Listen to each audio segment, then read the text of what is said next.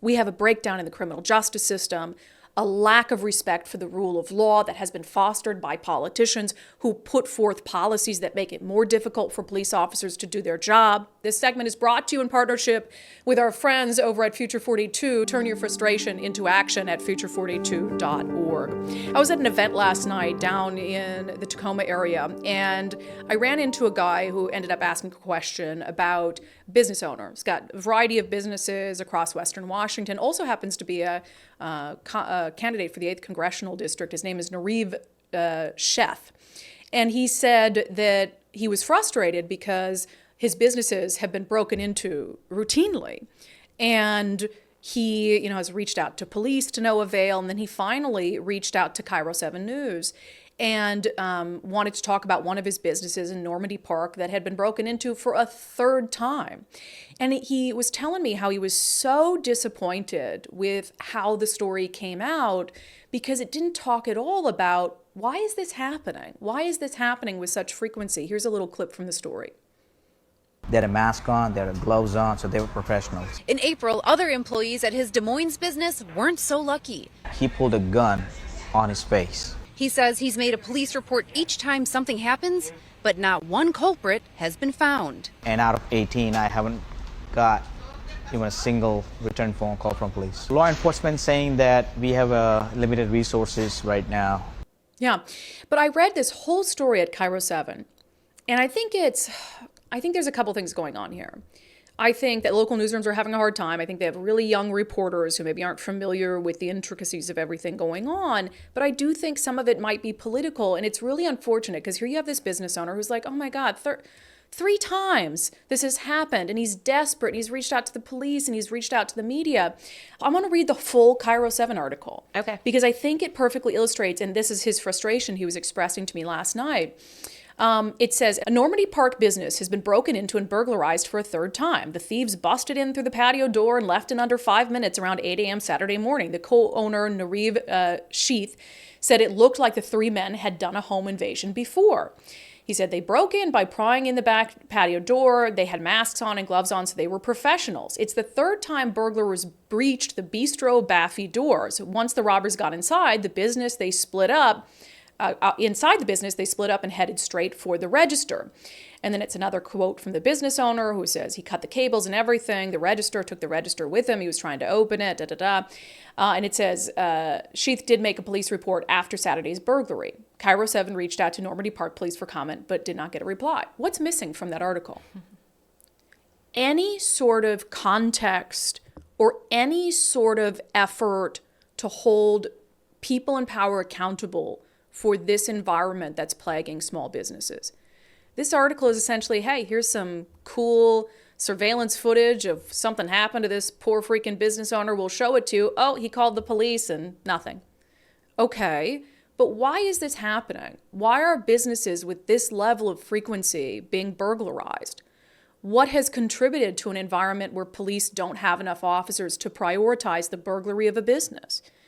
We have to expect that the media and politicians are going to level with Washingtonians about why this stuff is happening. It's not enough to just say and report, oh, there's been another shooting. We have a record number of shootings. Oh, these businesses are being broken into repeatedly and police aren't able to catch anyone. That's not journalism. That's not reporting. That's not trying to get to the bottom of what's going on. And I really don't mean this segment to be just a segment that's critical about the media, because this extends to politicians as well. No one wants to talk about the truth of what's happening here. And there are several examples of this. We just earlier on the show played that little clip of Bruce Harrell where he was talking about the shootings that have been plaguing the South End. Here's that clip again. In our country, we're seeing unprecedented levels of violence and gun misuse, hatred. And again, he's not acknowledging at all, okay, what is contributing to this? He's blaming it on something simple like, oh, wow, across the country we have all these shootings. There's unprecedented levels of gun violence. Okay, Mayor, what is leading to unprecedented levels of quote-unquote gun violence in your community? Can we be honest with people? Can we level with people that we have a record low number of police officers, that laws have been passed at the state level that seem to cater to criminals, laws that make it more difficult for police to do their job? Can we look at the broken criminal justice system and say, hey, we've got people who are being caught doing violent crimes and they're being let out the door without any bail? We just had an example of that this past week in Thurston County, where there were 6 people in a stolen vehicle, all of them juveniles except one, led police on a high-speed chase, committed a hit and run, fled from justice. And what happened? Well, the 18-year-old went to court and a judge said, cut him loose. No requirement of bail at all.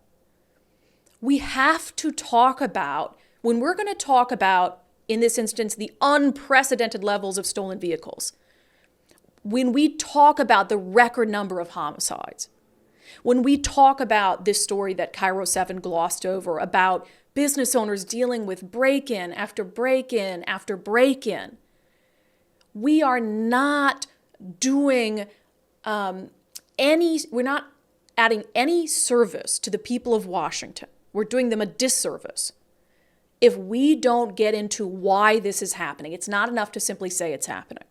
We have a breakdown in the criminal justice system, a lack of respect for the rule of law that has been fostered by politicians who put forth policies that make it more difficult for police officers to do their job.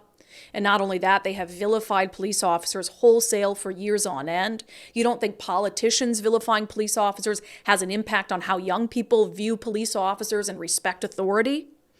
So we owe it to, we in the media, we on the unDivided podcast, my friends in corporate mainstream media, every single politician whose job is to serve people. We owe it to Washingtonians to be honest, to level with them about what's happening in our communities and what is contributing to the breakdown in the rule of law. And it is much more complex than simply showing a surveillance video of yet another break-in at a small business and lamenting that the police haven't found the perpetrator yet. That segment was brought to you in partnership with our friends over at Future 42. Turn your frustration into action at future42.org.